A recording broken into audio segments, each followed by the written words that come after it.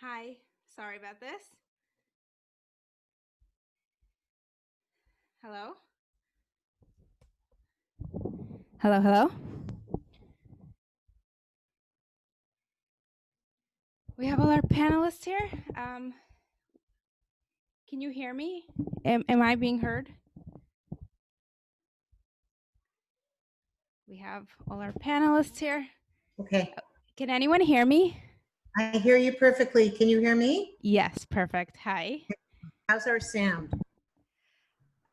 You sound great. I can't hear anyone else yet.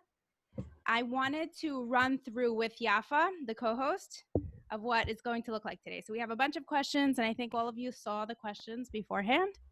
I did not see the questions. I did not see the questions. Okay, so, and not all questions will be addressed to everyone.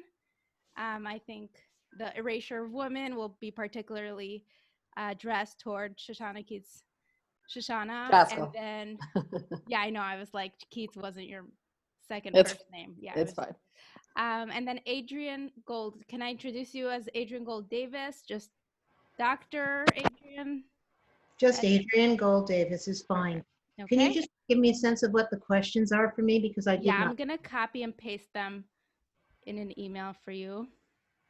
Why don't you just put them in the chat function right now? Because people in the chat will be able to see them in advance. You can actually send it to me privately. Just press on everyone. Yeah. Great idea. Okay, so, and for some of the questions, like the first one, define tznius, I would like for you to just in like 2-3 sentences so everyone can share their personal. Here we go for Adrian.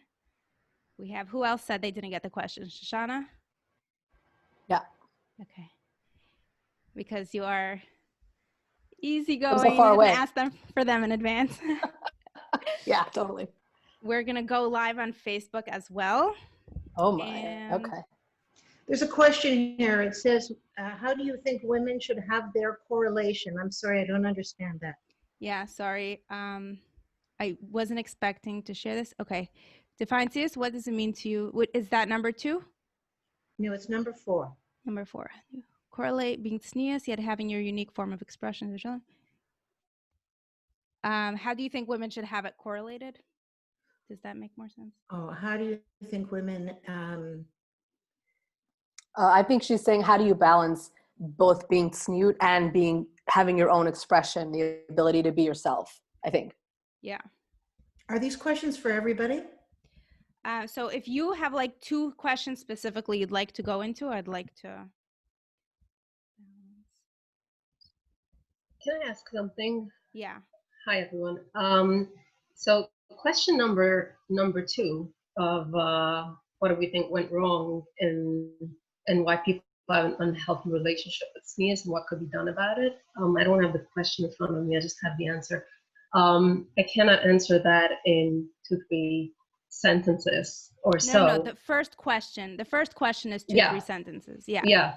And the second one, I have so much experience with, just because I am a mentor and I do have the which question is that? Which question are you referring to right now? I'll make a note. 2. Question number 2. Yeah, that's question number 2. Okay, so question number 2. I did write down an answer, like to outline briefly what I would want to say, but it might take me like 3 minutes and not 1 minute. Okay, so if each and every one of you can like rate, like send 2 questions, like number 2 and 4, like that you would like to just have a little more time on that, and send it to me on a chat privately, I'll do that. Yaffa, are you there? I'd like to ask you something else, if I may, because this is the first I've seen of what's happening today, so I just want to make sure that I give you what you need. Who is your audience? Are we speaking to from women? Are we speaking to Balas Chuvas? Are we talking to women who are interested in the principles of this? I mean, who am I talking to, really? Great question. Okay, so we don't really know, because I'm not polling everyone, but most of the audience that usually listens to my podcast is primarily from. However, it's going to be Facebook Live, and with my podcasting business, I have a lot of Goyim also following me. So, but this is intended for from audience. Oof, I wish I'd known all this.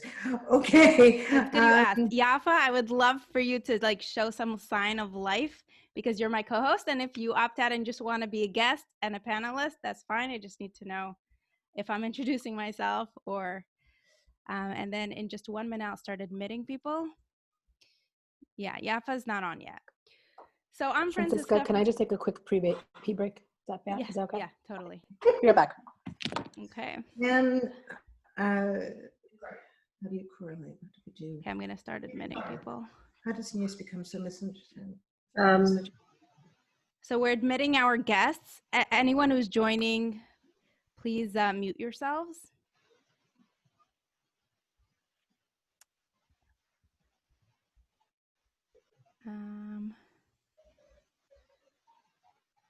I think everyone's going on mute automatically. I think I set that up. Okay, and I'm going live now on Facebook.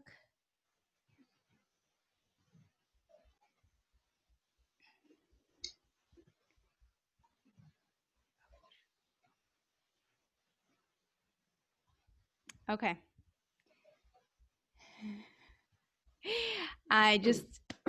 Before we start, I'll just say it's such a pleasure to be here. When Yaffa joins us, she will join us. In the meantime, I'll take the lead and I'll start with all the introductions. I'm just going live here on Facebook.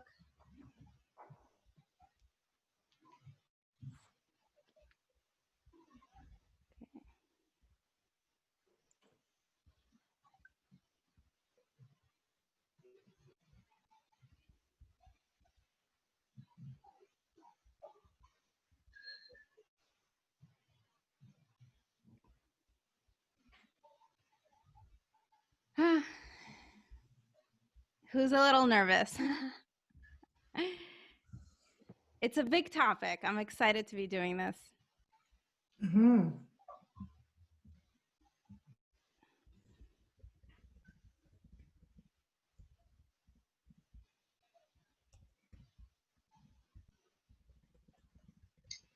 I'm going to mute myself when I'm not speaking, just in case the dog barks or the kids are flying everywhere. I don't want like my whole house to be Facebook Live.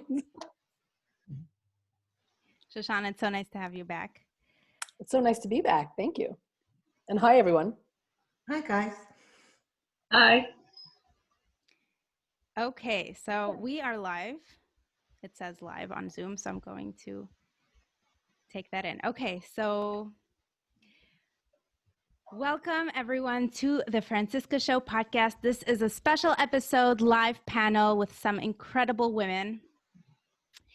And this conversation is around Post Tznius Stress Disorder. And it's an attempt to raising daughters with a healthier relationship to tznius. This is not about solving problems of generations and assuming that we can do that in just 1 hour with just a handful of women. I would like to give credit for this title. It's a very unique title that Rabbi Anthony Manning and Bracha Poliakoff are working on a new book about tznius, and they hope to add a lot more of conversation to this topic. I would like to give a shout out to jewishcoffeehouse.com for being a proud supporter of the Franciska Show. And I'd like to introduce my co-host, or potentially just panelist. We'll see if she's able to join or not. And that's just one thing with busy and successful, incredible Jewish women, is that they usually have families as well, and it's a Sunday and we just have to go with the flow and assume that they will join us when they can, and that's how things happen with Jewish women. You just have to go with the flow. So introducing my co-host Yaffa Palti, a well-known speaker, inspirational speaker, a trained educator, as well as a certified addictions and substance abuse professional. Every guest on this panel is here to represent a major voice in the Orthodox community. And at times we had to be a little creative. So Yaffa Palti was raised in Brooklyn. She went to Beis Yaakov. She also married a Sephardi. So Yaffa will be representing both Yeshivish and the Sephardic voices.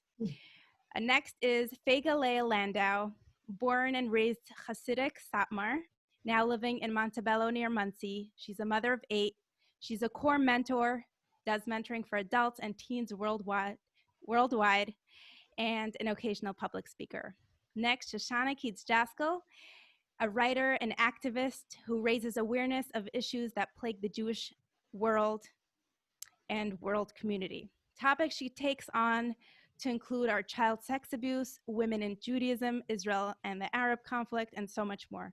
She is also a founding member of Chochmat Nashim, an organization dedicated to positive change in the Jewish community. Shashana is representing the modern Orthodox or Dati Leumi community. And finally, last but not least, Adrian Gold-Davis was a fixture on Canadian television for over 15 years, both as host of her own daily fashion and beauty program and other well-known publications. After taking a life-changing trip to Israel, she found herself captivated by Judaism and wanted to share that wisdom. For the past 15 years, she has been lecturing and is also a trip leader for Momentum, also known as JWRP. Adrian Gold-Davis will be speaking on behalf of the Kiruv, or outreach community in Orthodoxy. And for anyone who's meeting me for the first time, my name is Franciska. I'm a singer, composer, I'm the host of the Franciska Show podcast, and activist. I've released over 5 albums, music videos, 100 podcast episodes, and professionally, I'm a podcasting expert and coach. And I use my platform to bring a voice to women and a voice to women's expression. Today, we gather you all here, very respectable women, to represent the voices of Orthodox women today in regards to the topic of tznius. Yaffa, welcome. I have completed the introductions. I have introduced myself as well. And welcome to everyone who's joining right now. And Yaffa, I'll allow you to start with the first question. We'll just pop it in and we'll go around our panelists, and everyone could just tell us in a few minutes or in a few sentences their response. So Yaffa, take it on. Okay, hi everybody. I'm so happy to be here. I'm so excited to be sharing the stage with my esteemed panelists. So it's great to see all of you, and welcome to everybody from all around the world. Okay, so let's just jump right in. We're talking about, obviously you saw the name of our event today, Post Tznius Stress Disorder, and this is something that is very prevalent. There are many, many, many women who have grown up in a system and in a society where tznius was not explained to them and taught to them in a manner that they connected with in a healthy way. And we're here today to try to get down to the idea of tznius. What is this mitzvah all about? How do we understand it within our communities? How can we maybe perfect any of the issues that are there? Even just talking about it, even just creating awareness, how can we help reverse this trauma that some people have so that they can help their daughters and the next generation that we're raising develop healthier relationships with this beautiful mitzvah of tznius that we will hopefully shed some light on today, and each with our own perspectives. Okay, so, and by the way, when I say our own perspectives, they're all the Torah perspective. Everything we're talking about today is Torah, but we have different communities and different customs, and within each of our communities we do follow different customs, and there are certain ways of understanding things, and we're going to cover everything as much as we can today, all right, because really this is something we could talk about for weeks without stopping. All right, so let's jump right into the first question and see who would like to be the first to share your opinion of this with us. Let's first, before we get into talking about tznius, we need to define it. We need a definition of tznius. So I would like to ask all of you, what does tznius mean to you? How do you define tznius? Okay. Let's see. Adrian, would you like to take this? My pleasure, particularly since I'm speaking as someone who works in the outreach community and who was reached out to herself and was very decidedly on tznius for the first 42 years of my life. So for me, the resonating definition, the thing that was effective for me to make the full transformation that I made, was an understanding that my primary identity was internal, that my value and that my sense of self could not and should not be defined by my physicality entirely. It was the understanding that post Gan Eden, the understanding that we were naked suddenly, that came to Chava and Adam, was as a result of being now obscured, souls first and body second. And that clothing was given as a tikkun, as a correction to that problem. And I would assert that today, particularly in popular culture and certainly in non-Orthodox life, the only sense of shame and modesty a person exhibits is when they feel ashamed that the actual body doesn't look as good as they want it to. So we don't cover up because we are afraid that we are somehow obscuring our souls by over-focusing on the body. We cover up, or the average person covers up now because she's ashamed of what she sees.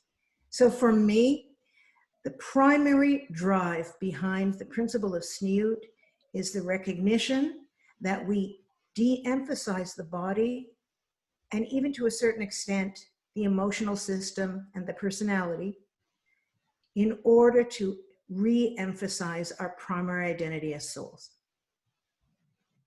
Okay, beautiful. Shoshana, is there anything you would like to add in here? How do you define tznius? What does tznius mean to you? Well, right now, tznius just gives me the heebie-jeebies whenever I hear the word, to be honest with you, and we're being honest today. Yeah. But I think if I had to answer the question, which apparently I do, I would say that tznius for me is awareness.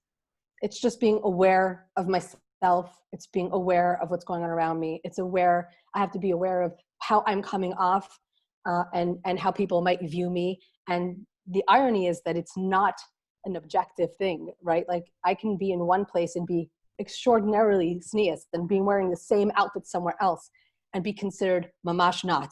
Or I could be speaking in a way that is normal for a certain circumstance, and in another circumstance, maybe I would speak differently. So I think that as a woman, for me, I would define being tzniut as being aware of myself and how I'm coming across to other people.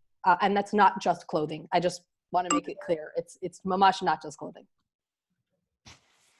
Very good. So tznius is something that's more of like a behavior as opposed to inches. Exactly, of inches. So it's interesting that you say that. I actually want to talk about that a little bit in a minute. I first would love to hear what Fayga Leah has to say about her interpretation of her understanding, rather, and of tznius and what it means to you. Fayga Leah. Hi. First of all, it's an honor to speak with such great people, and an honor to speak to such great people. I wish I'd seen more faces, but I'm honored to speak to the people behind the blank squares of Zoom, and of course to the ones I see. Tznius to me is having a deep inward connection, having a connection of whatever I've got within, and not needing to flaunt it, not needing to flaunt myself, not needing to flaunt what I do, and not needing to flaunt my body.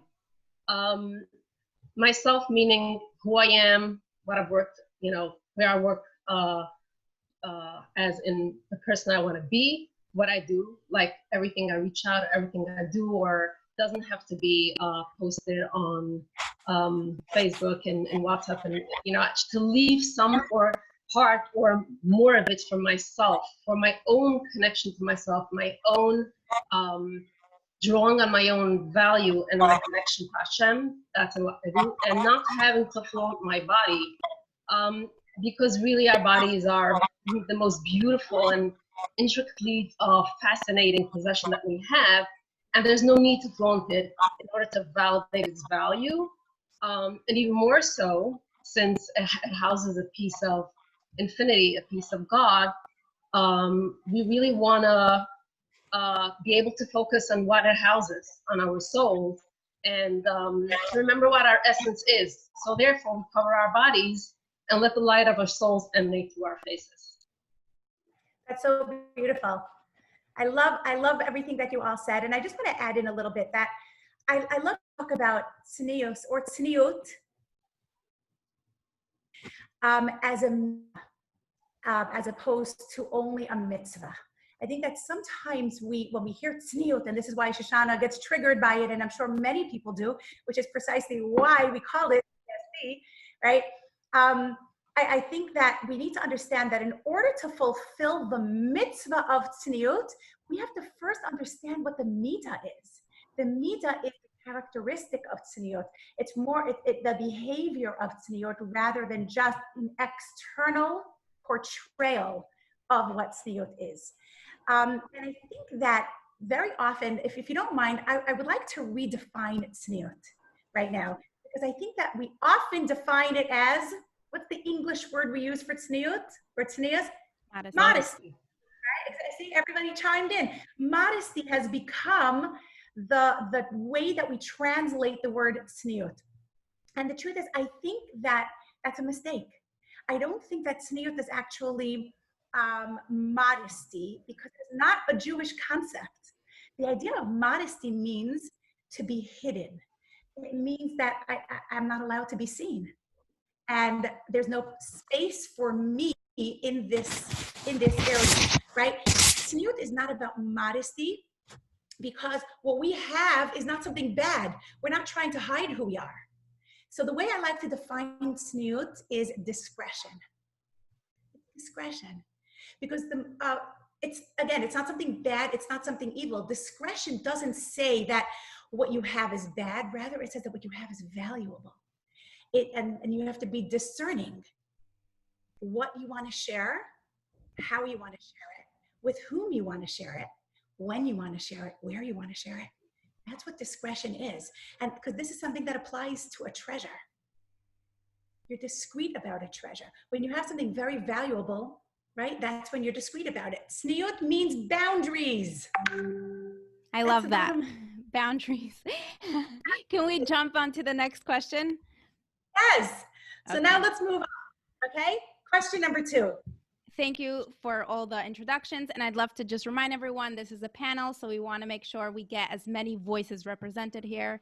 And there's so many parts of the topic that we want to cover today. Okay, so now that we understand that tznius can be very triggering, and it can be also a very ambiguous concept to so many different women, if I can ask you, every panelist here, how did tznius become so misinterpreted and so misunderstood that our generations that the generation today has such an unhealthy relationship with it? So we'll start with Fayga Leah. Would you like to start? Yes.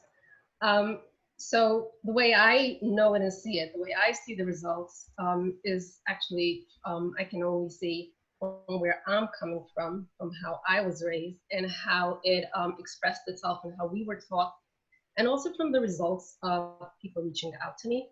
So tznius was once more commonly an innate knowledge and a way of life, particularly by the observant Jewish women. I mean, once, meaning going back to pre-World War II, it was an unspoken thing and not something that needed to be preached about, because there was more an innate understanding of it. And limited transportation and communication helped keep it that way. So women were always the drive behind the scenes. I mean, that is actually our essence. We are the drive behind the scenes, as we know that behind many stories of great men, there was a great woman coordinating and encouraging the moves, and women themselves brought the greatest salvations in history.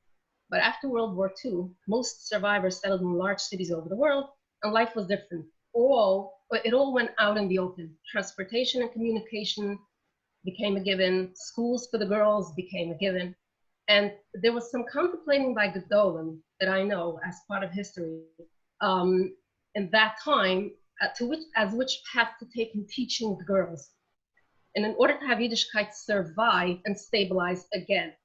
So most Gedolim stuck to the path. They all, like most Gedolim, decided to take the path of teaching the basics, teaching how to keep and conform to mitzvahs, and no questions asked. basically. That was a very basic decision. There was such a deficit of whom to ask that it wouldn't be possible to satisfy the students. So teach they did, and they taught to really conform to everything without questions asked in most of the schools. Many teachers had no way of explaining tznius other than not flaunting your body. That was the only way they were able to explain tznius. And they didn't have anyone to ask, and there was a lot of confusion. And in regards to not flaunting your body, there's also a mitzvah in the Torah, which is v'lifnei iver l'sitem michshol, meaning that you shouldn't. So a woman's body is impressive, and God put it into nature this way, and especially to men, to bring the desire in order for the world and the generations to multiply, which is an amazing thing. And there is the way we do that mitzvah v'lifnei iver, part of it is by not flaunting our bodies. So that's just a piece of tznius linked to a different mitzvah. And somehow that's the piece that most teachers focused on. Maybe that's the easiest piece to focus on. Maybe that's the easiest explanation that you can give without having to go into too many details and questions. And many teachers taught their students out of great fear of not losing our precious heritage. That fear was passed on and got integrated into the school system in many schools. Fear was implemented as a tool of keeping alive the survival of our heritage, and the negative ramifications are still alive and well. I respect and appreciate all the hard work that schools do, all the time did and are doing, but it's time for the fear to be replaced with love and trust. Now, we're not trying to redo all the schools, but we are mothers, and we ourselves need to know what's behind the hatred, the trauma. There's a lot of fear behind it. It's fear-driven. So God does not pounce on people. He's not there to get back at us. And he loves us infinitely. We all know that.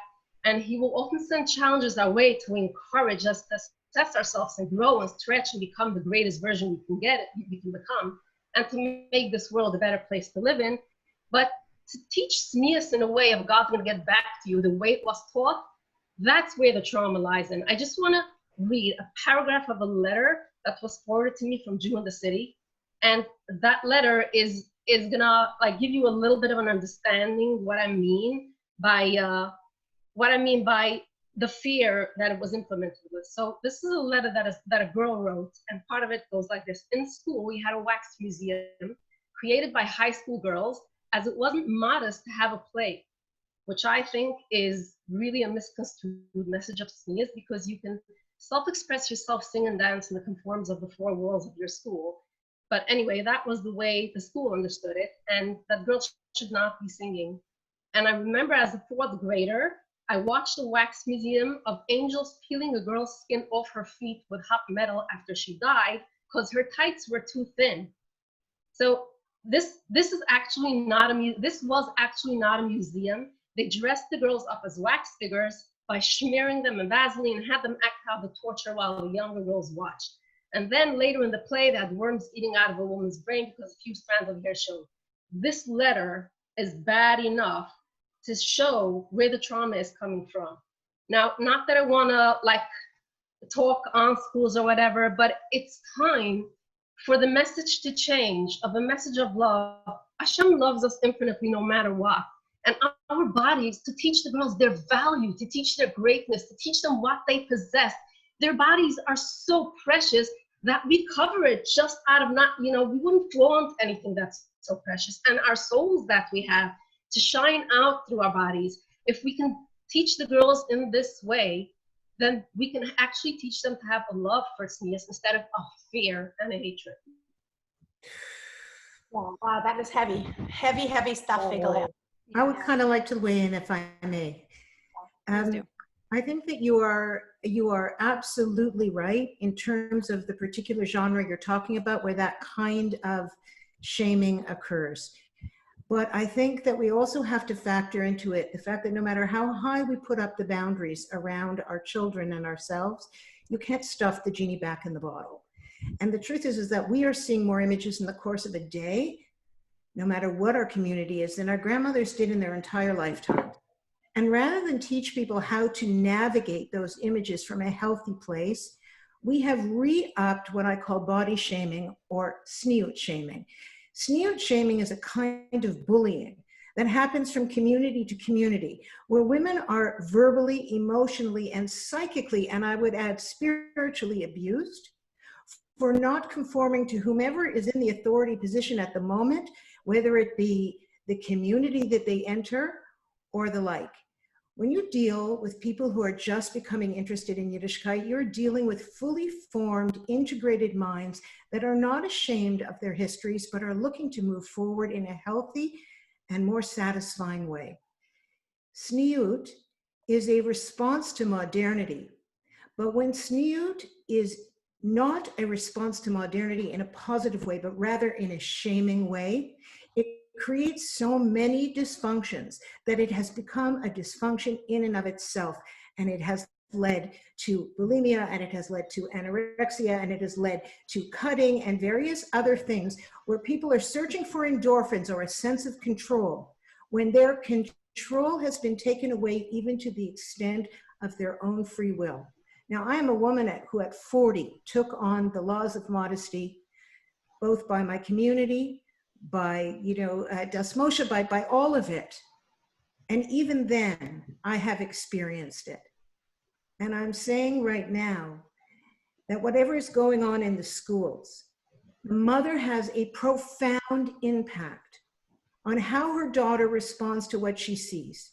And if the mother is not psychologically comfortable in her own skin, because she is looking at and measuring herself based on the images she sees around us, if a girl is terrified that she is not fundamentally okay and is getting that message because she's desperate to be whatever size is on the shidduch resume these days, or whatever her mother imposes upon her and her sisters, this is a familial systemic problem far beyond the schools. And a mother who is at ease and comfortable in her own body will be able to turn some of this around, because if we don't address with honesty that the world has entered into our Dalet Amit and that our thoughts have been warped by it, sealing those windows further does not change it.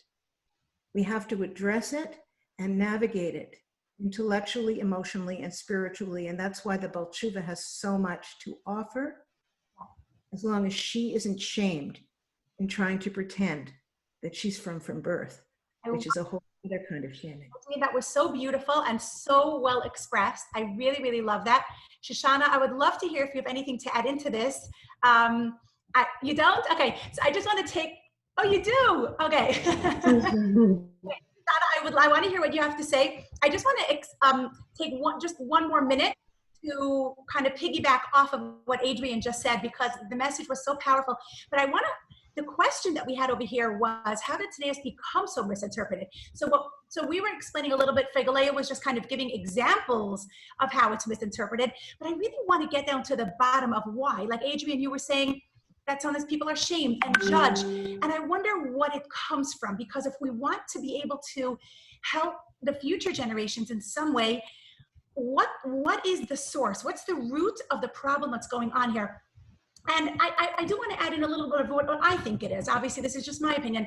But I think that in general, this is part of the general trend toward chumrah, toward stringency that we have in our society in general, this holier than thou concept, because there's a social competition that has nothing to do with spirituality. That if I am more machmir, more stringent than you are, then I'm better than you are. So people try to outdo each other all the time. If you open a school and you're more stringent than your school because you do this and this and this chumrah, then it's a better school. So that became the measurement of goodness in Judaism. Chumras, how stringent are you? And I think it's so in general, this idea is that it's all about becoming firmer and firmer instead of becoming better and better. Are we becoming better people, or are we becoming firmer people? And this goes back to the original message that Adrian said about body versus soul, right? What's important in life? Is it about what I do externally, how deeply I shake when I pray, the length, the color, the size of the matzah that I eat. You know, it's so we make such a big deal about the external things. What about the internal parts, right? Is it all about the color that I wear, or is it about developing a relationship with Hashem? So we have to be able to understand that this is a product of superficiality, and the superficiality is what is streaming in from the culture that we live in, because everything is about the external today, right? With social media, it's all about the external. And I think a lot of this definitely, obviously today is worse because of social media, but in general, our society has become one that is very, very focused on superficiality. So I just want to, sum up this idea with understanding that most people, as far as I understand, are not doing chumros because they understand the mitzvah and they want to take the mitzvah and bring it to the next level. It's more about, I don't know, impressing their neighbors or just not looking bad in someone's eyes or being firmer and firmer and firmer. So I feel like that is a lot of the depth of where this misinterpretation of tznius comes from. Shoshana, I would love to hear what you have to say. You're on mute. Oh, I think it's easy, or something that we tend to want to do, to blame other things. But we also have to really take a cheshbon nefesh for us. Like if what you're giving girls in Judaism is their tznius, that's their Judaism, then the focus is going to be on that, whether it's for the good or for the bad. If we don't teach girls in-depth learning, scholarly learning, academic learning, text-based learning, so that they feel that they own Judaism and not just that they're told Judaism, then of course they're going to focus on the outside. If the only way I can measure whether you're from or not is what you're wearing, how you're wearing it, and what you're not wearing, well, that's what's going to become women's Judaism. So of course there's a focus on tznius. It's the easiest thing to see, it's the easiest thing to measure, and it's the thing that we allow women to have. It's the same reason, by the way, that we have wigs that are, down to our waists, because this is what we give women to do. This is how women define their Judaism. Do we measure their learning? Do we measure their tzedakah and their chesed? I'm sorry, but we are also guilty of judging women on their tznius, and we are just as guilty as of ramming it down their throats. Absolutely. I love what you said. And this is why, by the way, it's so important for us to learn halacha. As women, don't underestimate the power of our intelligence and of our ability to learn halacha, because we need to take responsibility for halacha and not be victims of it. Exactly. When you're a victim of halacha, you don't understand what you're doing. So we can go one of two directions. Either it becomes a trigger for us, or we end up taking chumras that are not about the mitzvah at all. Yaffa, would you like to introduce the next question? Or Shoshana, you wanted to respond? No. Okay. I'll get to the next question. Absolutely. Perfect. All right. So now that we spoke about the problem, or the situation, the issues, what can we do for the future, for the next generation to have a healthy relationship with tznius? Who would like to take this one? I can start, if that's okay. Leah. So I feel that it's very important to teach children their value and the value of their soul that they're housing, and to also really be involved in their daily lives and what they did, and to stop and take the time and teach them to acknowledge themselves when they do something good and how it feels inside, and to teach them to reach into that good feeling, take it in, breathe it in, compliment, celebrate a little bit, and not to have to reach out for validation for everything. The kids need to learn to have a sense of feeling good with what they do and with what they live, and with the greatness of Torah, of learning, of reaching out, doing something without needing outside acknowledgement or validation. When the child learns to self-validate and the beauty of what they've got within, then it's a lot easier to teach them also the value of whatever. If you want to teach them the external of their bodies, that's important too. But to teach them what they've got inside, and life should have a meaning and a value of really valuing who you are and what you do. 100%, Fayga Leah. It's such an important topic that you brought up, because we live in a society today of consumerism, and we just consume and consume and consume. And I'm not just talking about the physical and material things. We consume emotionally. When we live in lack, we need to find external ways of filling that void. So we consume not only material things constantly, but we're consuming attention and we're consuming validation from the outside, and that doesn't actually fill us up. It doesn't. The only way we can be filled up is from within. And we also turn, this is part of the reason we turn to unhealthy behaviors, addictions. And today there's so much addiction. And I'm not just talking about clinical addiction. I'm not just talking about substance addiction. I'm talking about behavioral addiction. We are addicted to we're addicted to anything that fills us up with whatever it is that we're missing. Sometimes it's technology. It could be shopping. It could be attention. Whatever it is, it could be food. We so need to fill that void. So you're right. If we can first help ourselves and help our children feel complete from within and not feel that we're living in lack in any way at all, then that can really help them in a huge way. And I feel like when it comes to teaching them, it's so important for us to teach our children healthy sexuality from a very, very young age. Very young age. Oops. Starting from when they're babies. This is why it's so important to give babies and toddlers a lot of touch, a lot of physical touch, that they should understand that touch is good, touch is important, touch is loving, right? Teach them healthy sexuality. Teach them that their bodies are sacred, not secret.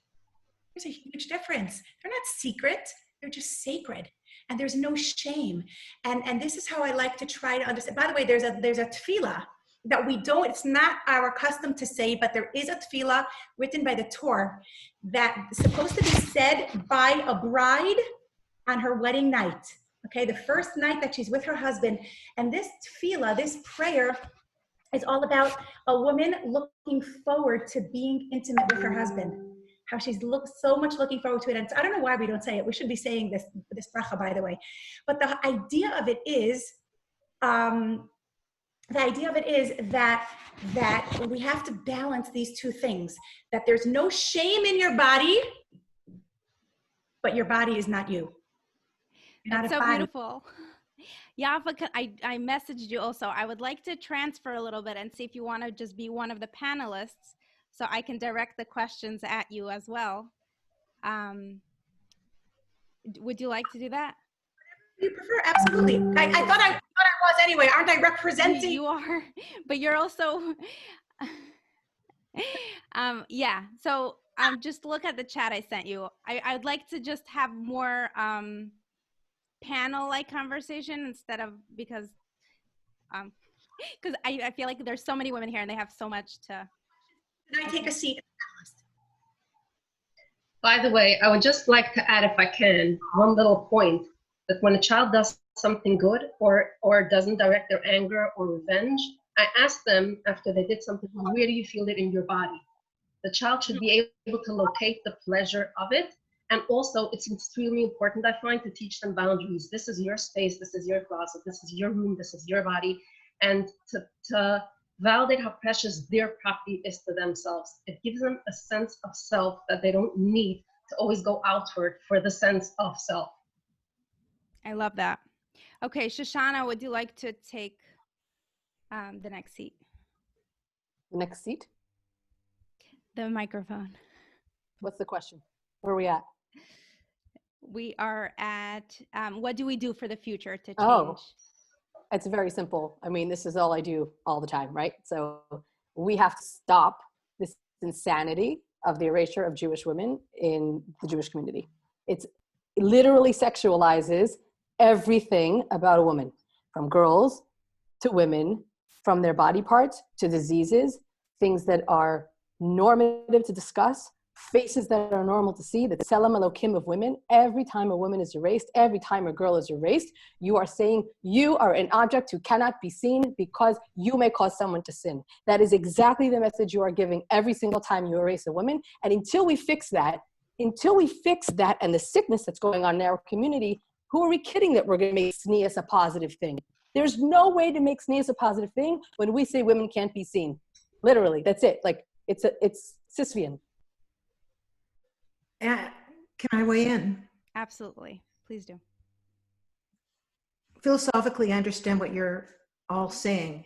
And of course, you're absolutely right. But I want to bring it right back to the issues of snead and our dollars moving forward.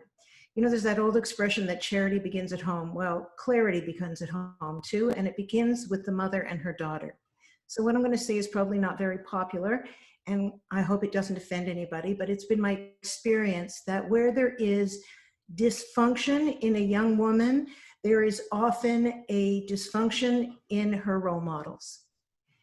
And it can be one of three things. It is either the mother who is constantly asking her daughter if she looks fat in this skirt, or if she looks slimmer in this one, or should she be wearing this, or I'm so old, oh my God, I'm so hideous, I can't stand the way I look at myself in the mirror, and maybe I should, what should I do? Rather than saying to her daughter, I hope, sweetheart, that when you're 52, you feel as beautiful as I do. You'll probably think that your pictures in your 20s that you think are ugly now are the best pictures you ever took in your 50s and 60s, but I'm here to tell you that this feeling of self-loathing, this sense of lack of self-esteem that is inherent in a teenage girl, which is where all this comes in, it's part of the process of growing and being fearful that no one's going to love you or find you attractive enough to marry you and make a child with you, that if the mother can model a sense of self-esteem and confidence about being a soul that happens to be in a body, and not sharing her obsessions and concerns with her children about what she looks like, you're going to see, number one, a huge change. The second thing I can tell you is, as someone who comes from the entertainment industry and watched for the 15 years I spent, the most beautiful girls come and go and stayed in my role because people so, carefully said to me, you're not very pretty, but we love looking at you. That somehow, if we can convince our daughters that while they believe that their physical beauty is going to net them something, that beauty may open the door, but it doesn't keep you in the house. What keeps you in the house of your aspirations is your internal development, your kindness, your goodness, your okay, whatever it is. But when the mother is in a state of panic, she transfers that unwillingly, unwittingly, and unconsciously to her daughter. And if there happens to be a very physically beautiful, slender by nature mother with a daughter who didn't inherit that genetic pool, the daughter is both angry and threatened by her mother. This happens whether you're frum or you're fry. It's irrelevant. We have to deal with the fundamental psychological transfer of attitudes from mother to child. If we don't do that, no matter how much we fix in the outside world, we'll still be dysfunctional in our homes. I love what you're saying, Adrian. Thank you. And Yaffa, would you like to add anything here before we go on to the next question? Oh, thank you. No, I mean, I just wanted to say, I love what you said, Adrian. Your outer voice becomes their inner voice, And I love that. It's so important that we as role models, this is our job. So I love what you're saying. And no, I just wanted to reiterate that we shouldn't, again, as mothers, we should understand how sacred our bodies are, and that there's no shame in them, that there's this balance between, that there's no shame in your body, but yet your body isn't you. That you are a soul, you're not a body, but the fact that you do have a body, the body is a tool that Hashem gave you in order for you to reach your highest potential. So the body has value, but the body doesn't define who we are. No, if the mother doesn't believe that, I can assure you the daughter won't either. 100%. Mother, whatever size, shape, or way she moves through the world, feels, or at least pretends to feel good in her skin and censors her self-loathing that she projects onto her daughter, you will see a healthier outcome. 100%. I love that. Okay, so our next question is, and I'll jump a little bit. We're moving on to the business side of things. Okay, so let's talk about the erasure of women, and we'll give Shoshana here a longer space to speak on it because you are definitely an expert here. But I'd like to take this a little deeper when we're going to be addressing the other panelists here. I understand in one way, like there's modesty and there's being more appropriate or not having your face splashed on banners. But then when it comes to business, women definitely if they are adhering to certain standards of modesty, they will be compromised or at a disadvantage when it comes to business, marketing. And without throwing it out the window, the whole concept, how do we balance this? So, Shoshana, would you like to start? So I think it's important for me just to state, I've watched this happen. I live in Bet Shemesh, Israel, and Bet Shemesh is pretty much the canary in the coal mine when it comes to Jewish extremism, to women being erased. My girls were asked to sit in the back of the bus when they were all but, 8 and 10 years old. And so I'm very familiar with how it starts off by saying, oh, it's just about modesty, and it becomes very much about control and about where you can and can't be. Esti Shushan here says, she's an activist, a Haredi activist here, and she says, there is a mechitza in the Bet Knesset, not in the Knesset, okay? And basically, it's important for me to explain, and I'll try to be brief. In Israel, there are two political parties, two Haredi political parties, neither of which allow women to be represented, meaning their entire list is men, okay? And so they right now have 16 out of 120 seats, which means they have more than 10%. All UTJ and Shas, that's the name of the parties, don't allow women even in local elections. There's no Haredi women's representation. And I'm speaking about Haredim, ultra-Orthodox, because that's where you can see very easily the results of erasing women and not allowing women representation. So you have an entire population of women who are not represented because the men don't come to the Knesset meetings on women's health, and they don't come to the Knesset meetings on women's abuse. And there is abuse in the ultra-Orthodox community. There is, unfortunately, our health issues, obviously, as there are in every community, in the Haredi community. But the problem is that the Haredi media doesn't speak about women's health. So where are women getting information, and who's protecting them? Nobody. So in the Haredi community here in Israel, even though women develop breast cancer less often, they die of it more. And I was personally asked by a Haredi activist, who came to me and said, can you help me raise awareness of breast cancer in my community? Because I can't watch another neighbor die of a disease she doesn't know she had. I've interviewed doctors, I've interviewed researchers, I've interviewed Haredi women, I have interviewed healthcare workers, and they all say the same thing. They don't know what breast cancer looks like. They don't know screening. And please understand, I'm not being negative about Haredi women at all, okay, at all, because they don't get the information. The moment you make a woman and her body and her health something you can't speak about, and her face something you cannot see, automatically and without question, her rights go down the tubes, her representation, her health, and her finances. So just like Franciska, like you mentioned, there are women here, I can show you paper upon paper, but you have it yourself, I'm sure, that you have male real estate agents and male doctors and dentists who can absolutely advertise with their faces, and the women cannot. So first of all, you're harming a woman's parnasa, chad v'chalak, it's not a question. Women's parnasa is harmed by their erasure, first of all. Second of all, you're harming women's health because they don't know the signs to look for, it's not discussed in the papers, and it's not sanua to talk about, so they don't discuss it well in their community. So Chochmat Nashim raises awareness of breast cancer in the Haredi community with massive pashkevelim and billboards on street signs and on highway signs. We went to Rav Asher Weiss Shlita, who helped us with a letter where he explicitly said, get screened for breast cancer, and use the words, because those words are not unsneous. Again, we go back to the definition of sneous. Is it unsneous to say the word breast? It is not. It is part of your body, and in the right circumstances, it must be discussed. And so all I can tell you is this: when women are erased, when we are not seen, there is direct damage that is caused in every facet of our lives. But moreover, the entire community suffers when women are erased. When you don't have the outlook, when you don't have the representation, when you don't have the perspectives of women in the community top leadership, you are missing a tremendous amount of information, of experience, of understanding, and of a proper way to take care of the community. I'm gonna say it like this: when women aren't seen, their voices are not heard, and their needs are not met. I'm telling you, as someone who has seen it on a local level And in the rabbinic courts, where I represented my aunt who was getting a divorce, it is vital for the Jewish community and our future that women stop being erased and start being put at the table of positions of power and influence. I'm not talking about rabbis. I'm talking about communal decisions where things are discussed for the health of the community. Thank you very much. Adrian, would you like to talk? I have nothing to add to that except my utmost respect. Thank you. Fayga Leah. I also have nothing to add.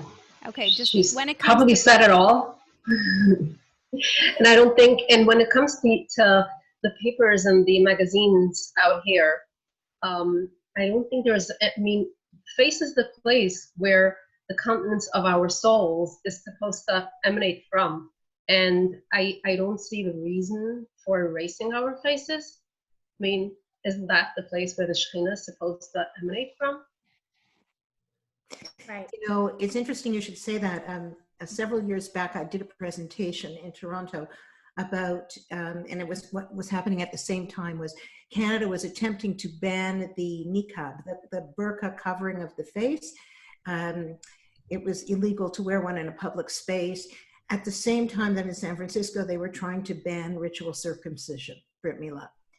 And I did this presentation about where there are parallels politically and why it's a problem. And one of the things that I understood was that we're not actually permitted to cover our faces. Forget the pandemic we're dealing with right now. We're not permitted to cover our faces.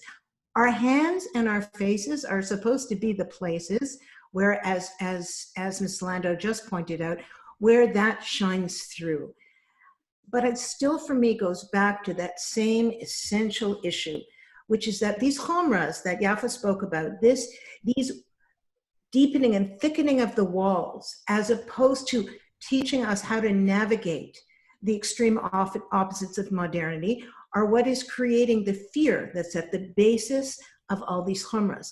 At the basis of a chomra is the fear, the terror, and Mrs. Landau discussed this at the beginning, that we will all be lost. But some things do not need terror or fear as a response. They need compassion, love, and an understanding. And when we use fear as a control mechanism, everyone suffers. And I think that's one of the reasons that we are suffering so deeply, is that refusal to discuss modernity, put it within perspective through your frum spectacles, through an outlook of your compassion and your deep devotion to Yiddishkeit, but to not erase it entirely.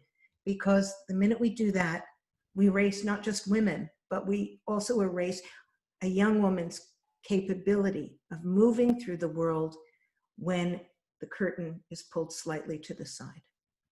100%. And I think that it's really important to understand where things come from. You know, we're so quick today to hop on board with like the newest trend and the newest movement and the newest hashtag. And everyone's so excited, to share and hop onto the newest bandwagon. We need to step back and see where are these things coming from, because so often they're not coming from a healthy place. They're not coming from a Torah place. And when it comes specifically to this, to the erasure of women, I'm going to say that on one hand, magazines and publications, they should reflect real life. When you walk out into the street and you go into the store, you see women's faces, you see people. That's how it should be, right? And magazines should mirror that reality. Nothing is written anywhere that a man is not allowed to look at a woman's face in real life. Yeah, we know we can't observe women in a sensual way, but women can be seen and should be seen. So yes, publications technically should mirror real life. And it is an issue, of course, with girls growing up feeling like they're second class and they can't be seen. And they're looking at all the role models out there. Everybody sees Taylor Swift and all these other celebrities, but does anyone know what Rebbe Mima Mizrahi looks like? I don't know, right? So we have this issue. on the other hand, and Shoshana, I love to play the devil's advocate because it's important to have a conversation, even though, of course, I agree with this. But I'm wondering if there's a balance, and maybe this is kind of where it's coming from.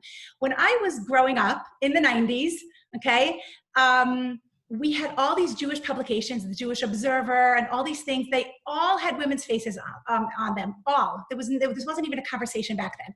Also, somebody recently sent me a video that she found in her archives, an old VHS, okay, of a Shul Malava Malka. We grew up together, and we had this Shul Malava Malka. I was guessing that was, I don't even know if it was 1990. It was somewhere around there, probably. Okay, I was very young. And she sent me this video, and it was so nice because my father was there, who's not alive anymore, and my brother was leading the choir, and it was just so nice to see it. And I noticed, I had this observation. I was looking at that video of the Malava Malka, and I realized this was a frum shul, it was an Aguda shul, okay? Men and women were sitting in the same room. There was no mechitza. They were at separate tables, but they were all together. There was no mechitza even in the room. And everybody was mingling, everybody was together. And I was realizing how far we've come from that, you know? And then and that got me thinking that I wonder if back then, women who identified as tzniut women who covered their hair and who really followed the laws, they were in general more refined than maybe we have today, because they didn't have the exposure then that they have today. And today, and again, this is totally without judgment. This is not at all, this is not any specific anything. I love everyone, and there is zero judgment. But I wonder if today the lines are so much more blurred, and therefore if publications put women's faces in, maybe there's a kind of like, where's the balance? Do people want their husbands and sons seeing women who are technically considered tznius women, but they're really not in the terms of halacha? Or, you know, maybe people have this, and then therefore they're like, I don't know, where's the balance? Whose face do I allow in, and whose face do I not allow in, if people don't want a magazine like this in their home? Does this make sense? What? So I'll just say two things. Number one, I've walked the halls of the Knesset, and I can tell you that my own eyes, with every day and night, Haredi MKs are speaking to women in tank tops with no hair covering. So do me a favor, okay? First of all, when you need to do it for work, it's not a problem. But their own women, they won't let it at the table. So it's not about tznius, it's about control. That's first of all. Second of all, when it comes to publications, if you're going to say to me, well, if we let this lady, how do we not this lady? How do we tell women above 75 they're not attractive, we can see them, and under attractive? Do me a favor. If you can't figure out how to function and put normative faces in a magazine, take out the men. No faces. Zero. No problem. No men, no women. Watch what happens if you say that. You know, right? And then come back and tell me that it's about our egos. Imagine. I'm also wondering if the Erasure of Women ended up bringing about a certain level of disrespect. Because years ago, what Yaffa just said, that years ago there were men sitting on one side and women, or men and women at the table, there was a very high level of respect from, like a mutual, natural, human respect from men to women. And there was confidence in the woman and respect from the man's side. Is the erasure erasing the confidence and also erasing the respect? I'm just wondering. I think you make an excellent point. And I think one of the things that came out when I interviewed men as well, was that they lost the ability to see women as full human beings, and they only saw them as sexual beings, and they didn't know how to interact. And it was devastating to them. They couldn't function. I know that my grandfather. What are you doing to our boys? And I know that my grandfathers, they were highly respected people, really holy Jews. I mean, Torah and Avot and everything was like, they were soaked through and through. Such holy people, greeting all the women in their neighborhood from before war, or all the women just stopping in the street and shaking their heads and greeting and saying, how are you? And they just walked on. That was no problem. I don't know. This is largely, of course it was, but that's because the outside world didn't look like it does now. So much of the boundaries and the fences that we have created, one around the other, they're not chumrah so much as they're fences. And we put more and more fences because we are terrified of the outside world. So part of the development of the frum community has to be an understanding of how to relate, discuss, and navigate the state of modernity without painting it all with a brush that it's all black and disgusting and horrible and fat, and like, let's make our walls thicker. But discussing why we don't operate that way, not in shaming other people or shaming other ways of expressing your modesty, where the shame is removed and our decisions are based not as, it's like that famous parquet. If I am I because you are you, and you are you because I am I, then I'm not I and you're not you, right? And this is what we have done. We are a reactionary people. We are reacting to something we don't like and don't understand, and it's forcing us to extremes that will do more damage to us than anything else. And it terrifies me. 25 years ago, I chose a new way of life. It wasn't like it is today. I'm not personally sure I would have chosen it today if this was the standard. And given the many, many people I have seen come to Torah in the last 25 years, I beg all of us to begin making the changes within your own home, yourself. Stop erasing yourself intellectually, emotionally. Stop shaming yourself. Stop measuring yourself. Refuse to be part of the game. And you will build and raise daughters that perhaps will be able to do the same. Exactly. That, I love that you said that, Adrian, because somebody had asked a question here, and I was going to comment something that you just said.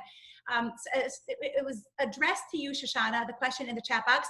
What can we do as community members to put counter pressure on publication institutions to stop erasing women? So maybe you want to take that question, maybe you don't, but I wanted to explain about this idea, pretty much what Adrian said, and I love how you phrased it, Adrian, and that was so powerful, by the way, what you said about you don't know, judging by today's society, if you would have made the same life choices that you did 25 years ago. But I really think that whether or not, sometimes it's not always about reaching big. Sometimes it's really about reaching inside. And I really think that we can make the biggest changes when we reach inside, when we accept ourselves, when we have self-confidence, when we live intentionally, when we know the reason we're doing things, and we do them with joy and with pleasure, and we share that joy and our pleasure with the people around us and with our families. This is how we make change. And today we're actually so blessed that we have platforms today. So some publications don't want to put our faces in. Okay, we have plenty of platforms also that if we can't make any change there, get up, get on Facebook, get on Instagram, get on Zoom, and show your face and do your thing and teach and connect and live and shine your beautiful light out into the world, because every single one of you have a beautiful light that needs to be shined out into the world. And it's a gift from Hashem that we have platforms today where we can show our faces independently and individually. Amen. I love May that. I answer? Go ahead, Shoshana. Briefly? We're on a roll. Yeah. Briefly. Okay. Well, because it was addressed to me, so I feel I just want to answer. First of all, follow Chochmat Nashim. We talk about this all the time, and we have a lot of answers and articles. But I would say two things. Number one, literally today, we just released our seal of respect. It's like a hechsher, and it says, women's visibility guaranteed, representation with respect. And any business, any publication, any organization that doesn't erase women gets our seal. You can look for it, and you can give them your dollars. You can give them your business. What we have to do is be a counter market force. They have to know that people aren't going to support stock organizations or publications that erase women. So first of all, get that to everyone you know and spread it around. We have to start fighting back in a positive way. That's number one. Number two, speak out. People don't talk about this, they accept it. Someone today I was speaking to, she's half my age, and she's like, I guess I just kind of got used to it. I kind of just like thought that was it. And she left Judaism because she didn't want to be erased anymore, right? So we have to speak out just for ourselves, for our daughters, for our community. And we have to say, this is not only is it unnecessary, it's literally damaging to us. It's bad for us. Speak out wherever you can. If your school's trying to erase you, if they want to honor your husband but not you, or put your husband's picture up but not yours, say no. If there's an organization, stuck organization that wants your money and they don't have women in there, tell them why you're not giving to them. In every aspect of your life, you can make sure that women are more represented, are at the seat at the table, are being heard wherever it is. I bet you could think of at least 3 places that need to have women seen and heard. And I'm happy to talk about this afterwards. I don't want to take the whole thing up, but I'm happy to talk about it afterwards and talk about more options. Can I say Thank something? you. Going back to personal life. Yeah. One moment. Okay, so Adrian has to leave us right now. So I'd like to thank Adrian Gold Davis so much Thank for you. joining us today. And it was so great to see you. You too. Thank you. And yes, thank you so much for adding so much value. And this will be available on the podcast after. So if anyone has to go now, they're welcome to catch this on later. And we will continue here for anyone who is available to stay. We have a few more questions. I think there's so much important information and discussion that's happening. And I want to bring it more practical. Maybe now we can focus on really practically, how does this relate to our girls today? yes. So Right? I'd like to, we'll start with the first question in that series. And the first one is, and I'm speaking as somebody who represents women in the arts, women who are dancers and singers, are in film, and who want to continue to be a part of the Orthodox community, not just in their lifestyle, but in their work style as well, and in the spirit of it. So how do you balance being tznius, yet having your unique form of expression and individuality? Who would like to go first? Yaffa, Yaffa, would you like to go? I'll tell you the truth.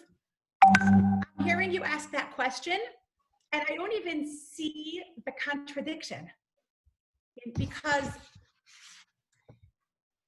your expression, the way this question is indicative that your self-expression is external to you.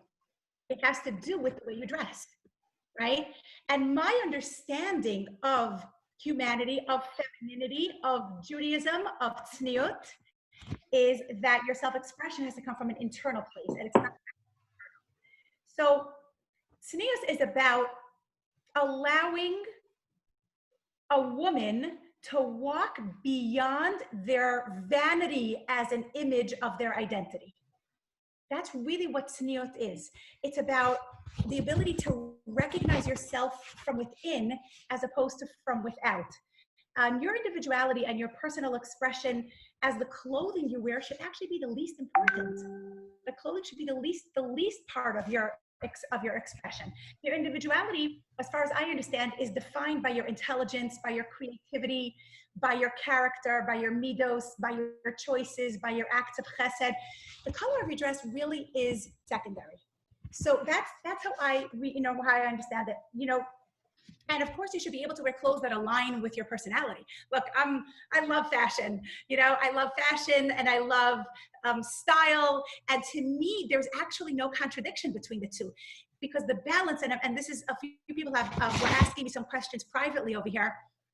And one of the questions that somebody was asking me was, I'm telling you, you have to be, ADHD and Zoom is not the best combination. There are so many things to focus on at once over here. So I'm trying to read the chat and focus on everything and have, an answer. The idea is that when you identify, I forgot what the specific question was because it already went all the way up. It scrolled up. How do you balance tznius and your individuality, your form of expression? Okay, so that's this question. I wanted to get back to what was asked because it really connects with this, is that about the body. If you're so here we're talking about developing an internal identity as opposed to an external identity, okay? Which we know is really what's important. The essence of who you are comes from your soul. It doesn't come from your body. And when you create an external identity, then everything in your life is external, okay? That means that the things you say, your words, they're external. They're not really internal. The things you do, your actions, they're external actions. You're doing them for validation or to look good in people's eyes as opposed to looking good, as opposed to being good, right? Your relationships are external. Your happiness is external. Even your mitzvos become external. But when you create an internal identity, then everything in your life is internal, including your relationships, including the things you say, the things you do, your mitzvos, your happiness. Your happiness is internal, right? This is the balance between the internal and external relationship, right? So if you're trying to create self-expression through something that's external, how deep is that going to go? How long will it even last? Hello? How long does our external bodies live? The body's finite, all right? And no matter how much Botox you use, we all know how old you are. We know, okay? It's finite, it's finite. But when you focus on creating your identity from within, it's infinite. The soul is infinite. So this is where the work has to be. Now, the expression could be on the outside. Is the body not important? The body's super important, okay? We have to dress well. We have to be healthy, take care of ourselves. We have to look good. And it's super, super important. But we can't have an imbalance between the body and the soul. Are we putting more energy into focusing on the body or more energy into focusing on the soul? How much time are we giving each thing? The body is important, but the body's importance is in direct correlation to the function of the soul, to the mission of the soul. It's only here to house the soul. So it can't possibly be more important than the soul. Does that make sense? It's super important. Can I add? Yes, please. Can I add another dimension to what Yaffa is saying? So I find that, to me, the most important is to first connect inward and grow my inward connection before deciding where and when to go outward. So I do like to give myself, which I would love to recommend for everyone, I do like to give myself at least one day of the month where I go out with myself. I get myself a good lunch, and I choose a place of either an out-of-town mall or a nature place, driving through a nice, beautiful town, listening to if I'm in the mood of listening to a lecture a little bit, or to my own music and just singing loudly in the car, going out for a little shopping, eating my lunch at a quiet place, listening to the quiet, listening to what I'm thinking, and always building on that connection, introspecting, thinking of where I want to go forward, giving myself also a little time daily here and there to stop, to think, to take in what I did, to acknowledge myself, to breathe it in, to thank Hashem, always balancing the connection inward before going outward. Yes, I do share. And yes, when I feel that something feeds me, I look out to where I can make it a teachable thing and reach out to others and share in a teachable way. But that balance of always going back inward and always connecting inwardly, whether it's learning my favorite thing, whether it's giving time to myself, listening to my emotions, learning to just give myself time to be. Sometimes it's daily a little bit, sometimes it's, and then really making time for yourself to know, to draw pleasure on within and not only on outward pleasure. I am a very outward person. I love to share. I love to go out with friends. You know, if I don't balance this as a day in my calendar, then I lose it. I don't remember on how to draw from connecting up to the inside. I like to draw on that. And then when I go shopping, I have my priorities set like that. Do I love this? Do I like the color and the style of this dress? Second thing, does it match my standards of whether it's tznius, whether it's my level of my values? The third thing, I look at the price tag. So this is how I shop. Do I like it? Does it match my values? Is it in my price budget? So I always like to first draw on within, and that keeps me in the balance of tznius. Mm-hmm. Wow, that's really beautiful, and it's so important to have this understanding. I love the 3-step method that you just shared. Yeah. Right? Isn't that nice? It's amazing. I like that. It makes it practical. Do I like Shoshana. it? I just want to say something very, very simple.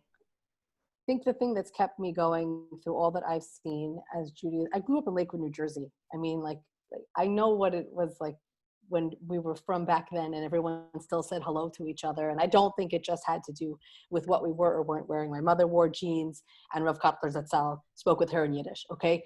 I think that there is a basic understanding that your relationship with Hashem is your relationship with Hashem. Nobody can take that from you. Nobody can judge you on that. And Hashem isn't listening to what someone else is saying in their head about what you are or aren't doing or are or aren't wearing or how you're making your balance or how you're making it work in your life. If I didn't have a strong relationship on my own with Hashem, I don't know that I'd be from. I don't know. Because everything that I've seen has been tearing me apart. And I think that if I can give anyone any piece of advice, that balancing the different parts of their soul with the strictures and difficulties of being a Jewish woman sometimes in our community, is that just you are your own relationship with Hashem. Nobody else owns the Torah more than you do. And you find your derech, keep yourself, keep that relationship going, keep yourself what you need to do, and everything else is commentary. That's just how I feel. I think you can't really have Judaism unless you yourself have a good relationship with Hashem, how it means to you. I absolutely love that. Yeah. Okay, so we have 2 more questions, and we're going to wrap this up. We're over time, but I am loving this. And somebody asked that I address this question as well. And I'll just say this in 2 sentences. I don't know. I don't call myself a Rebbitzin. I'm a singer. I happen to be also Orthodox Jewish, and it's a life's struggle for me to figure out how the 2 work together for me, because it's not just a spiritual experience for me.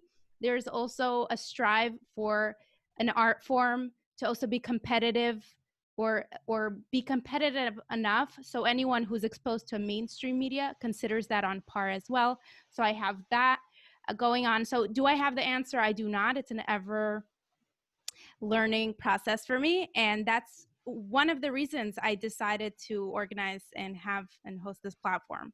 So I hope I satisfied that need to answer to anyone who's been requesting. I'd like to wrap up with this.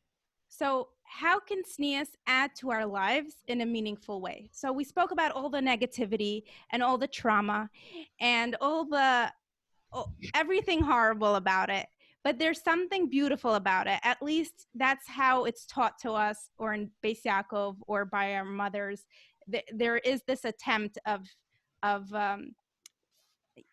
beautifying it or explaining it in the way of a diamond, and then you want to protect your diamond, or Sefer Torah, and you cover the Sefer Torah. Anyone who's been through any Jewish or more on the right side Jewish education system, there's this attempt of beautifying it and adding meaning. So now that we've talked about all the struggles with this concept and this big woman's role with this tznius that's not just addressed for women exclusively, but it has become a woman's exclusive issue, how do we add a refreshing, positive look to it? So we'll start with who would like to start? Fayga Leah, would you like to start? Okay. So going back to when Adam and Eve ate from the tree of knowledge. So before that, they weren't dressed, they were naked, but they knew that their body was a vehicle to have them be able to connect to God through their souls, and they viewed their body as part of that. That was like the vehicle of avoda, of connecting. But when they gave into their body's desire, it sort of disconnected, and they realized that they were naked. And then they hid and were trying to make dresses of fig leaves to cover themselves. And then Hashem asked, "Where are you?" And they said that they were naked, and God asked them, "Who told you that you were naked?" Because, of course, that was the understanding that they ate of the Eitzadas, of the tree of knowledge. And so God made them durable and prettier clothing of leather. Beauty was never a problem. God braided Chava's hair before he presented her to Adam. The separation of body and soul is what actually brought us to have clothing. If we are able to incorporate in our lives, knowing that the connection from within to above is what we're living for, and to find satisfaction in that, sometimes by just stopping to acknowledge and take in whatever we're doing in our daily lives, and we are doing so much, and we think we're doing nothing. But at the end of the day, if you calculate what a woman does, what a mother does, and how much she's been doing behind the scenes all the time, it's just incredible how much we do. That satisfaction removes a bit of the needing to live in an outward life. There's so much satisfaction in that. And also, so Chava was the one that brought damage from behind the scenes. And our essence is to kind of correct what it was that Chava damaged in the world from behind the scenes. And that is why we are called an Ezer Connector, meaning that we are helping the world kind of correct from behind the scenes, and bring a balance of helping and like restraining the negative, kind of. So women are allowed to step forth and teach, but women also have a very strong drive from behind the scenes. If we can come to appreciate that and know that there is no play and no performance and nothing, if not for the work behind the scenes, if we can come to realize what we do. I mean, God acknowledged himself when he created the light and he saw that it came into balance. He said, Kitov, it was good. He wasn't speaking to any malachim. He wasn't speaking to any humans. There was nobody in the world. Who was he speaking to when he acknowledged the light? He was acknowledging that the work that he did was good. If we can come to acknowledge ourselves and know where we're coming from, I mean, I'm not going to go into the brachas that people think that is a negative when the men say, Shalom Asana Isha, and when we say, Sha'asana Keats Jaskoll, it's actually the contrary. The men say Shalai Sana Isha because the woman is like the general that has a lot harder job in the world. And if you draft people to the army, they wouldn't say, thank you, government, for drafting me. They would say, thank you for not putting me in the front lines, or thank you for not making me a general. And Sha'asani Keats Jaskoll is literally that Hashem desired fully to create the woman to be the drive and the intuition behind the scenes to bring the world into balance. And it was his will. It's a much higher caliber of a bracha. We have a huge job. If we can get to appreciate and know what we're doing, then we don't need that exposure. We don't need that posting everything we do or everything we are on social media. We can keep some of it to ourselves and like go to sleep satisfied. Thank you so much. I see Shoshana yawning and making faces. Sorry. Would you like to respond? First of all, I apologize. There's a reason I don't play poker. I really chafe at being told that our place is behind the scenes. And I know that you don't mean to say we can only be behind the scenes. I'm familiar. And I'm not going to get into the fact that, you know, Adam did misrepresent the commandment to Chava, which is why she ate from the okay, so let's just make sure that we be careful, midrash and this and that. Okay, fine. What was the original question? Was how do we make tznius positive? Yes.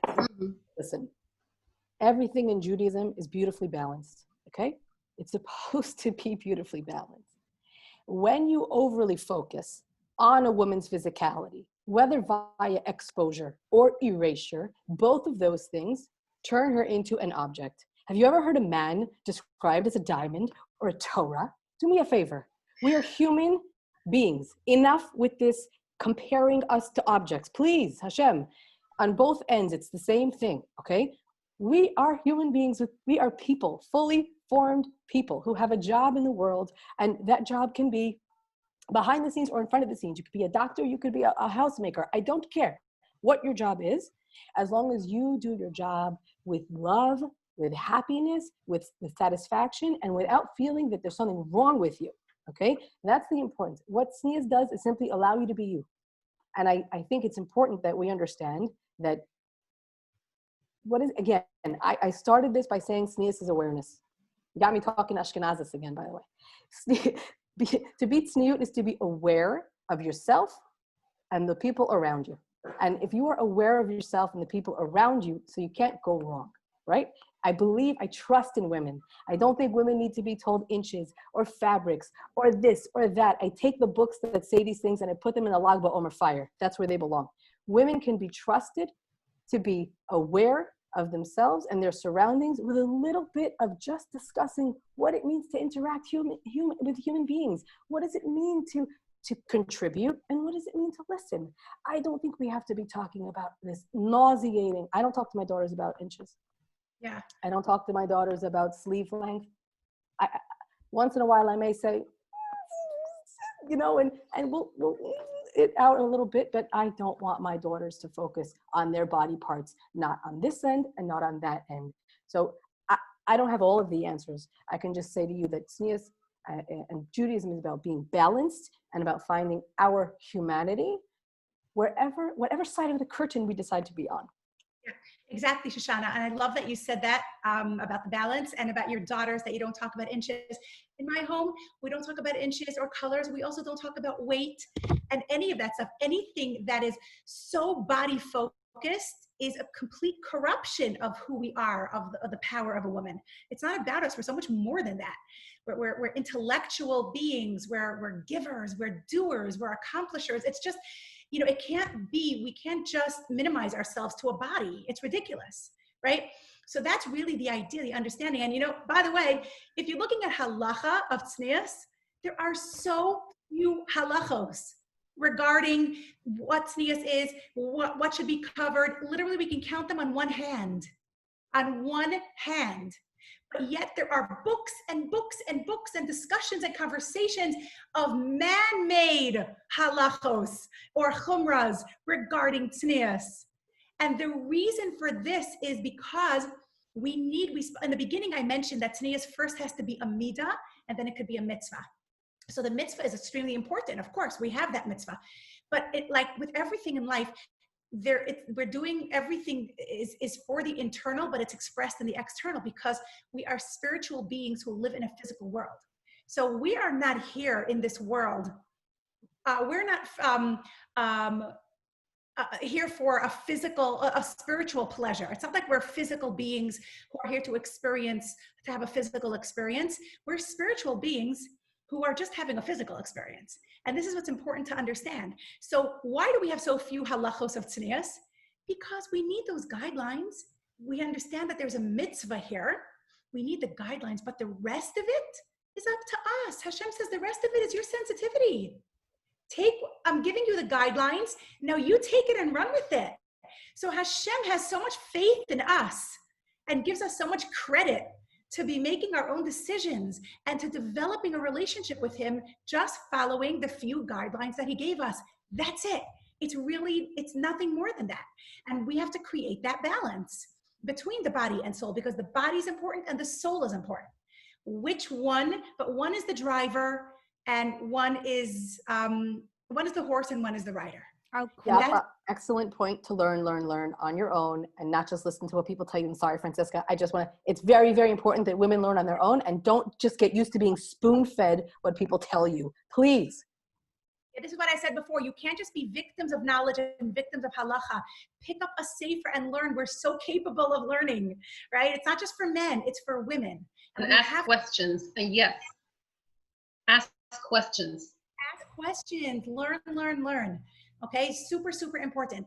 And I wanted to say before, Franciska, what you said about, you touched upon using your talents and, yeah, okay, I'm just laughing at some of the comments. Okay, so this is part of how we could create our own identity. And this is so practical for ourselves and for our daughters today, okay? Hashem gave you a talent, you gotta get up and use it.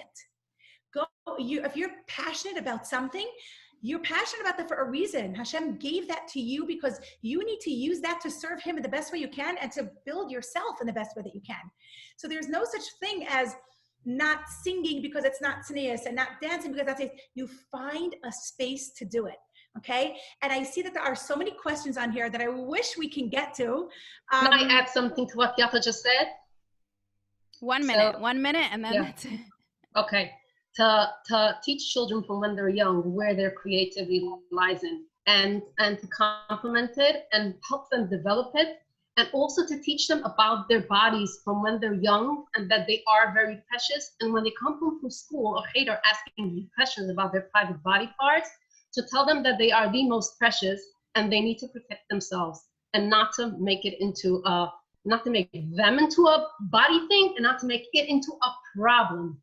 And call the body parts by their names, please. Yes.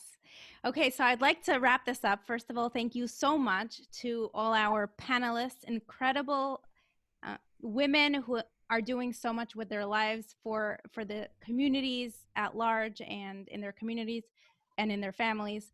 I'd like to address just some of the things we spoke about today. A lot of it, tznius is awareness. Tznius can be sensitivity. Tznius is not exclusive to women.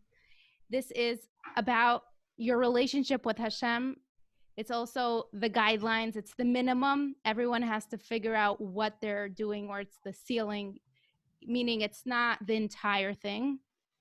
And one more thing, this is not on the community. This is not on the rabbis. This is not on the teachers. This is on us as mothers, as women, to interpret it in our best way with our own relationship with Hashem, so we can model healthy behavior for our children to learn from. This is not something we are delegating to the teachers who we don't even know what they will be teaching. Potentially, you should be screening your schools to figure out the hashkafa, but it's not something we delegate to the community to take care of.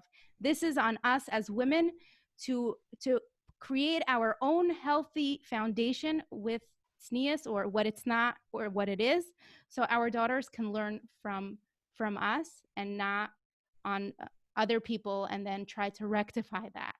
So I don't know if I made full sense. My Russian comes out here. English being You did not speak Russian. I'm not speaking Russian here, but my sentences might not be making so much sense. This does ignite so much passion with me. I'm definitely fired up here. So I think I made it my clear stance here. I am so grateful to you ladies and to everyone who joined today that we facilitated this conversation. I think there's a lot that can be gained from here. I think there's a lot of responsibility we can assign ourselves and not just throw it on religion or to schools or to Sfarim and rabbis who write the Sfarim, and just take responsibility, as this is something that we can take and just run with it, become our individual selves, and interpret what tznius is to us. Well done. Thank you. So thank you everyone for joining. There is a podcast that I host. We dive deep into particular conversations with artists, singers, and dancers. We talk about these issues as well. So I'm so happy we have this episode to add as an addition. So make sure to check out the Franciska Show podcast. And Shashana also hosts a podcast called Chochmat Nashim, where you could learn so also much. on JewishCoffeehouse.com. Also on JewishCoffeehouse.com. Thank you, Rabbi Scott Kahn. And also Adrian Gold Davis hosts a podcast as well. And maybe Yaffa will also be hosting one. Okay, so thank you so much all for joining. This will be available on the podcast, and feel free to reach out to me if you'd like to have, if you have any follow-up questions. franciskamusic.com. Thank you. Well done. Thank you so much. Amazing. Bye, everyone. Follow us. Chochmat Nashim. Bye, ladies. Bye. Bye. Thank you.